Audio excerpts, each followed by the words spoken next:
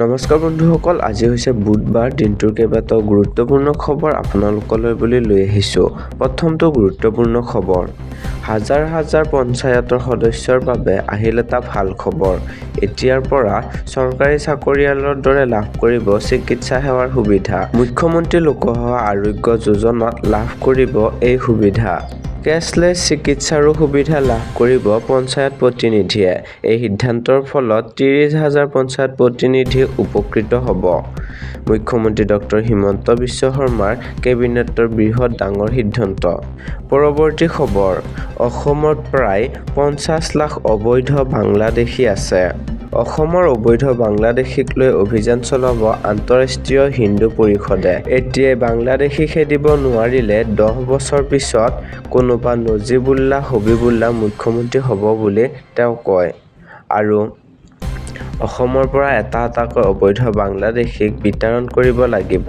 বাংলাদেশীক বিতাড়নক লৈ মুখ্যমন্ত্ৰী ডক্টৰ হিমন্ত বিশ্ব শৰ্মাকো সাক্ষাৎ কৰিব প্ৰবীণ ভাই টোগাৰিয়াই। ৭-দিনীয়া ভ্ৰমণসূচীৰে অসমত বাহৰ পাতিছে হিন্দুত্ববাদী নেতাগৰাকীয়ে। এটা মাত্ৰ ফোন কলতে হিন্দুৱে সুৰক্ষা লাভ কৰিব পৰাকৈ ব্যৱস্থা গ্ৰহণ কৰিব পাৰিব। এই মন্তব্য আন্তঃৰাষ্ট্ৰীয় হিন্দু পৰিষদৰ নেতা প্ৰবীণ ভাই টোগাৰিয়াৰ। আৰু বন্ধুসকল, ভিডিঅ'সমূহ পাই থাকিবৰ বাবে প্লিজ ভিডিঅ'টিত এটা লাইক কৰি জনাব। পৰৱৰ্তী খবৰ, চুতীয়া মৰাণ জনগোষ্ঠীৰ পৰা চাহ বাগিচা শ্ৰমিকলৈ অসম কেবিনেটৰ ৬টা বৃহৎ সিদ্ধান্ত। শেহতীয়া অসম কেবিনেটৰ বৈঠকত ৬টা ডাঙৰ সিদ্ধান্ত গ্ৰহণ কৰা হৈছে।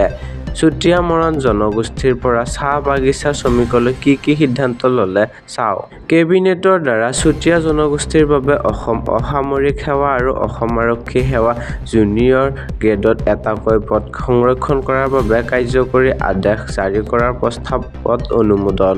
আৰু গ্ৰাম্য আন্তঃগাঁথনি উন্নয়ন নিধিৰ অধীনত দুগ্ধ সংশোধন উদ্যোগ নিৰ্মাণ, পশু চিকিৎসা সংকল্প, গ্ৰাম্য পথ শক্তিশালীকৰণ আৰু ৰাজহুৱা শৌচালয় নিৰ্মাণৰ বাবে মুঠ ২৩৪ কোটি টকাৰ ২৭টা প্ৰকল্পত কেবিনেটে অনুমোদন জনাইছে। আনটো ডিব্ৰুগড় জিলাৰ মৰা ৰাজচক্ৰৰ অধীনত VGR ভূমি সংৰক্ষণ বাতিল কৰি সেই ভূমিত খিলঞ্জীয়া পৰিয়াল আৰু ৰাজহুৱা ব্যৱহাৰৰ আবণ্টন কৰাৰ বাবে কেবিনেটে অনুমোদন জনাইছে। কেবিনেটে পঞ্চায়তৰ সদস্যসকলক তেওঁলোকৰ চিকিৎসা ক্ষেত্ৰত চিকিৎসা ব্যয় পৰিশোধৰ সুবিধা প্ৰদান কৰাৰ প্ৰস্তাৱত অনুমোদন জনাইছে। এই আঁচনিৰ জৰিয়তে ৩০,০০০ৰো অধিক পঞ্চায়তৰ সদস্য উপকৃত হ'ব। আৰু কেবিনেটে অসম চৰকাৰৰ দ্বাৰা জাৰি কৰা PRC আৰু OBC প্ৰমাণপত্ৰ থকা অৰুণাচল প্ৰদেশত বসবাস কৰা মৰাণ জনগোষ্ঠীৰ লোকসকলক তিনিচুকীয়া জিলা নিয়োগ বিনিময় কেন্দ্ৰত নাম পঞ্জীয়ন কৰিবলৈ অনুমতি দিয়াৰ সিদ্ধান্তত অনুমোদন জনাইছে। আৰু পৰৱৰ্তী আন এক গুৰুত্বপূৰ্ণ খবৰলৈ আগবাঢ়িছোঁ। ৰাহুল গান্ধীৰ বিৰুদ্ধে পুনৰ সৰব মুখ্যমন্ত্ৰী হিমন্ত বিশ্ব শৰ্মা।